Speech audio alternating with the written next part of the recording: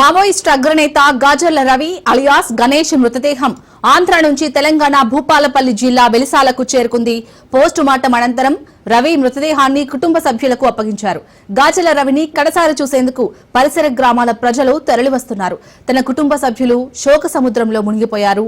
గాజర్ల రవి 35 ఏళ్ల పాటు మావోయిస్టు కార్యకలాపాలు కొనసాగించారని సోదరుడు గాజర్ల అశోక్ తెలిపారు.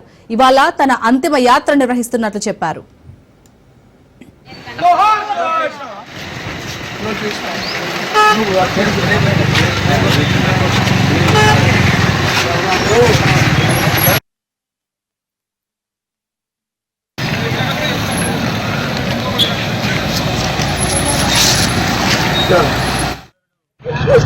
గాజర్ల రవి అలియాస్ గణేష్ అన్నకు సంబంధించిన డెడ్ బాడీని ఒడిశా నుంచి ఆంధ్రప్రదేశ్ నుంచి ఇప్పుడే తీసుకొని మా సొంత గ్రామానికి చేరుకుంటున్నాము.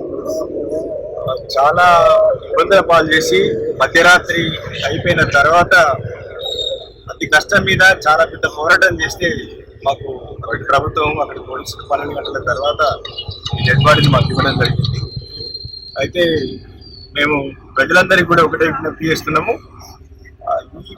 ఈ నెల మీద ఈ భూమి మీద పుట్టినటువంటి గాజర్ల రవి 35 సంవత్సరాలుగా తన జీవితాన్ని ఏ ప్రజల కోసం అయితే అంకితం చేసి ఏ ప్రజలకు గొంతుగా మారి వాళ్ళ హక్కుల కోసం నిలదీసి పోరాడిందో ఆ ప్రజలందరూ కూడా ఈరోజు వెలిసాలో జరిగే ఆయన అంతిమ యాత్రకు పెద్ద ఎత్తున తరలి రావాలని మేము చేతులెత్తి విజ్ఞప్తి చేస్తున్నాం.